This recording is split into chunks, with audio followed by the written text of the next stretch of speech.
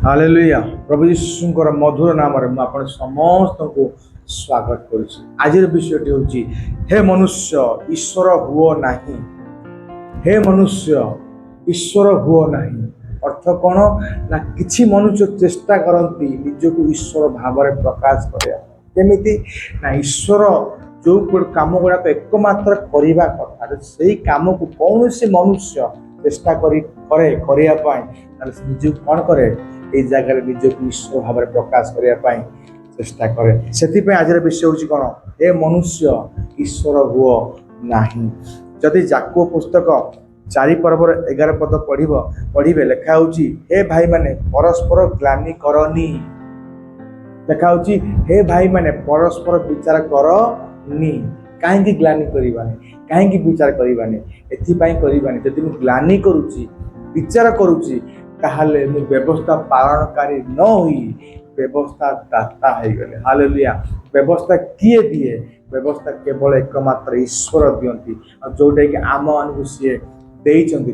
ଯଦି କୌଣସି ଭାଇ କୌଣସି ଭୁଲ କଲା, ପାପ କଲା, ଅପରାଧ କଲା, ଯଦି ମୁଁ ଯାଇକି ତାର ଭୁଲଟାକୁ ବାହାର କରୁଛି, ତାର ଦୋଷଟାକୁ ବାହାର କରୁଛି, ତାକୁ ରାଗୁଛି, ତାକୁ ଦଣ୍ଡ ଦଉଛି, ତାହେଲେ ଏଇ ଜାଗାରେ ମୁଁ କ'ଣ କରୁଛି ନା ତାର ନିନ୍ଦା କରୁଛି ବା ଗ୍ଲାନି କରୁଛି। ତାହେଲେ ଏଇ ଜାଗାରେ ମୁଁ କ'ଣ କରୁଛି? ତାହାର ବିଚାର କରୁଛି। ଯଦି ମୁଁ ବିଚାର କଲି, ଗ୍ଲାନି କଲି, ନିନ୍ଦା କଲି, ତାହେଲେ ବ୍ୟବସ୍ଥା ପାଳନକାରୀ ନ ହୋଇ ବ୍ୟବସ୍ଥା ଦାତା ହେଲି, ଅର୍ଥ ଈଶ୍ୱର ହେଇଗଲି। ଆଉ ଈଶ୍ୱର ଜଣେ ଯିଏକି ବ୍ୟବସ୍ଥା ପ୍ରକୃତରେ ଦେଇଛନ୍ତି ସେ ଈଶ୍ୱର, ଯିଏକି ଆମ ସମସ୍ତଙ୍କୁ ରକ୍ଷା କରିବା ପାଇଁ ସମର୍ଥ ଅଟନ୍ତି, ବିନାଶ କରିବା ପାଇଁ ମଧ୍ୟ ସମର୍ଥ ଅଟନ୍ତି। ହାଲେଲୁୟା। ପ୍ରିୟ ଭାଇ ଓ ଭଉଣୀ ମାନେ, ଆପଣ କ'ଣ ବିଚାର କରି ନିନ୍ଦା କରି ନିଜକୁ ଈଶ୍ୱର ସମତୁଲ୍ୟ କରୁଛନ୍ତି? ହାଲେଲୁୟା। ତାହେଲେ ଦିନେ ଏଇଭଳି କାମ ଶୈତାନ ମଧ୍ୟ କରିଥିଲା। ସେ ନିଜକୁ ଈଶ୍ୱରଙ୍କ ଠାରୁ ମହାନ କରିବା ପାଇଁ ଚେଷ୍ଟା କରୁଥିଲା। ସେ ନିଜକୁ ଈଶ୍ୱର ବୋଲି ବୁଲେଇବା ପାଇଁ ଚେଷ୍ଟା କରୁଥିଲା, ଆଉ ଯାହା ସକାଶେ ତାକୁ ସ୍ୱର୍ଗକୁ ଛାଡ଼ିବାକୁ ପଡ଼ିଲା। ଆଉ ଦିନେ ତା ପାଇଁ ନରକ ଅପେକ୍ଷା କରିଛି। ଆମେ ସାବଧାନ ହେବା, ଆମର ବି ଦଶା ଶୈତାନ ଭଳି ନ ହଉ। 2 କରନ୍ଥୀୟ 5 ପର୍ବର 10 ପଦ। 2 କରନ୍ଥୀୟ 5 ପର୍ବର 10 ପଦ ଏଟା ଲେଖାଯାଉଛି ଦିନେ ଯେତେବେଳେ ପ୍ରଭୁ ଯୀଶୁ ଆମମାନଙ୍କୁ ନେବାକୁ ଆସିବେ ସେତେବେଳେ କ'ଣ ହବ ନା ପ୍ରତ୍ୟେକ ଲୋକ ନିଜ ଶରୀରର କର୍ମ ଅନୁସାରେ ଭଲ କରୁଥାନ୍ତୁ କି ମନ୍ଦ କରିଥାନ୍ତୁ, ପ୍ରଭୁ ଯୀଶୁଙ୍କର ବିଚାରାସନ ସିଂହାସନ ଆଗରେ ଉପସ୍ଥିତ ହେବେ। କ'ଣ ପାଇଁ ଉପସ୍ଥିତ ହେବେ?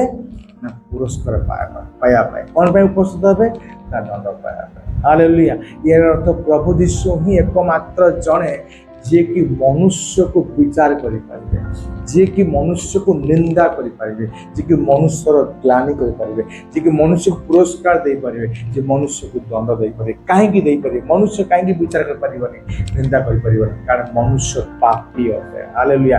ଗୋଟେ ପାପୀ ଆଉ ଜଣ ଅନ୍ୟର ପାପକୁ କେବେ ବିଚାର କରିପାରିବନି, ନିନ୍ଦା କରିପାରିବନି, ଗ୍ଲାନି କରିପାରିବନି।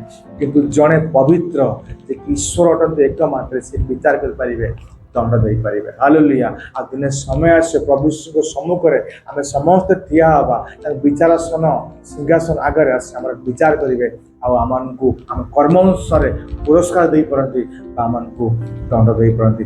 ଯଦି ମୁଁ ଅନ୍ୟରେ ବିଚାର କରୁଛି, ଯଦି ମୁଁ ଅନ୍ୟର ନିନ୍ଦା କରୁଛି କର୍ମକୁ ନେଇକି, ତାହେଲେ ମୁଁ ଚେଷ୍ଟା କରୁଛି ଏଠି ଯୀଶୁଙ୍କ ତୁଲ୍ୟ ହେବା ପାଇଁ, ଅର୍ଥ ଈଶ୍ୱର ହେବା ପାଇଁ, ଯୋଉଟାକି ମହା ଅଧର୍ମ ଅଟେ। ହାଲେଲୁୟା। ହେ ମନୁଷ୍ୟ ଈଶ୍ୱର ହୁଅ ନାହିଁ। ଯଦି ଆମେ ରୋମୀୟ ପୁସ୍ତକ 2 ପର୍ବର 1 ପଦ ପଢ଼ିବା, ରୋମୀୟ ପୁସ୍ତକ 2 ପର୍ବର 1 ପଦ ଏଠାରେ ଲେଖାଯାଉଛି ଅତି ସୁନ୍ଦର ବିଷୟ। ଯେଉଁ ବିଷୟ ଗୁଡ଼ାକ ଧରିକି, ଯେଉଁ ଦୋଷ ଗୁଡ଼ାକ ଧରିକି, ଯେଉଁ ପାପ ଗୁଡ଼ାକ ଧରିକି ଆମେ ଲୋକମାନଙ୍କୁ ବିଚାର କରିଥାଉ, ନିନ୍ଦାର ପାତ୍ର କରିଥାଉ, ସେଇ କର୍ମ ଗୁଡ଼ାକ ମଧ୍ୟ ମୁଁ କରି ଆସିଥାଏ। ହାଲେଲୁୟା। ଯଦି ମୁଁ ଚୋରି କରୁଛି ତାହେଲେ ଅନ୍ୟ ଚୋରି କଲେ ତା ଦୋଷକୁ ମୁଁ କେମିତି ବାହାର କରିବି? ଯଦି ମୁଁ ବ୍ୟଭିଚାର କରୁଛି, ଯଦି ମୁଁ ଗାଳି କରୁଛି, ଯଦି ମୁଁ ନିଶା ପିଉଛି, ଯଦି ମାତା ପିତାକୁ ସମାଧାନ କରୁଛି, ଯଦି ମୁଁ ମିଛ କହୁଛି, ଯଦି କୌଣସି ବିଷୟକୁ ମୁଁ ଲୋଭ କରୁଛି, ତାହେଲେ ମୁଁ କିଭଳି ଏଇ ବିଷୟ କରୁଥିବା ଲୋକମାନଙ୍କ ଦୋଷକୁ ଧରିବି, ତାର ବିଚାର କରିବି, ତାର ନିନ୍ଦା କରିପାରିବି ନାହିଁ। ଏଠି ରୋମୀୟ ପୁସ୍ତକ 2 पर्व 1 पद लिखा जो जो विषय आम अन्य विचार करें से विषय आम विचारित हो जो जो विषय आम अन्य को दोषी करें से विषय निजक आम दोषी करें। हालेलुया। जदि मु खराब कर्म करुँच आउ जन खराब कर्म करुँच तार विचार करें मुझे तार निंदा करें केवल पवित्र जड़े जीशु प्रभु जीशु जी कि तार विचार करेंगे दंड बा पुरस्कार दे पारे। हालेलुया। जदि आम माथ्यू पुस्तक 7 पर्वर 3 पदरु नहीं 5 पदर शेष पद पढ़ा।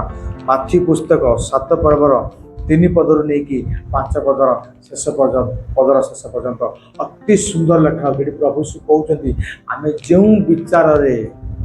विचार करें से विचार आम विचारित आम जो मापरे लोक मान मपई दे था आम से मापरे दिने मपा जीवा। हालेलुया।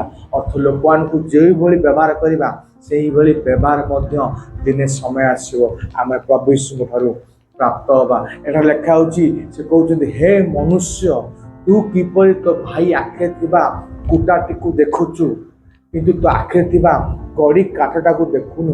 अर्थ कौन ना कुटा कौन अटे ना छोट छोट भूल छोट छोट मंद कर्म छोट छोट पाप छोट छोट अधर्म को तू देखुचु किंतु कड़ी काठ कौन ना बड़ बड़ अधर्म बड़ बड़ पाप बड़ बड़ मंद बड़ बड़ खराब विषय गुड़ाक ते कौन देखा जाऊनी तो आखि बड़ बड़ सब जाक विषय गुड़ाक अच्छी किंतु तू बड़ बड़ विषय गुड़ाक न देखिकी तो भाई जो छोट छोट विषय गुड़ाक करुच्ची ताकू देखुଛୁ।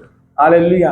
तापर लिखा जाउची आगे निज आखे थिबा कड़ी काट को काढ़ी दे अर्थ बड़ बड़ पाप अधर्म मंद खराब विषय को काढ़ी फपाड़ी दे आ ताहा परे तो भाई पाकू जीव कहबो तो आखरे कुटा टेक अच्छी तो भाई राजी हबो काढ़िया पाई काढ़िया अनुमति दब जे तू काठटा को तू काढ़ी पारि कुटाटी को तू काढ़ी पार कहीं राजी हम ना भाई देख अरे मो भाई तो बर्तमान ता भर पाप गुड़ाक अधर्म गुड़ाक मंद कर्म गुड़ाक सब भाग फपाड़ी देछि परिष्कार कर देछि तो चेंज होइछि से मध्य मु ताकू देखैबी ताहले सी मो आखि भितर मध्य कुटाटी को बाहर करि पारे। प्रिय भाई भौणी माने आमे अन्यर दोष को दोषारोप करिया बदले अन्य को विचारित करने बदले जदि आम निजे निजे भितर थिबा खराब विषय गुड़ाक निंदार विषय गुड़ाक विचार विषय गुड़ाक रु निजक परिष्कार करवा आउपर जाइए से भाई पाक कहवा से भाई राजी हम से भाई परिष्कार हो। हालेलुया। हे मनुष्य ईश्वर हवाई चेष्टा कर नहीं। लोकलिखित सुसमाचार 18 पर्वर 10 पदरु नहीं 14 पदर शेष पर्यंत ये अति सुंदर विषय लिखा होती कौन हो दुईटी लोक प्रभु को गृह आस प्रार्थना करने जन हूँ फारुसी आ जन हूँ करग्राही। एटा प्रथमे करग्राही प्रार्थना करुँची प्रार्थना करी कहूँ परमेश्वर पिता मु तुमको धन्यवाद दूची जे मु अत्याचारी लोक मान भली नुह मु बेबिचारी लोक मान भली नुह मु अधार्मिक लोक मान भली नुह मु एभली कि करग्राही भली नुह। तेणु से कौन करुँची ना ईश्वर सामने ठिया निजक ईश्वर भाव में प्रकाश करुँची। हालेलुया। ईश्वर को काम अन्य को जज करेंगे विचार करेंगे निंदा करेंगे पुरस्कार बा दंड देवे।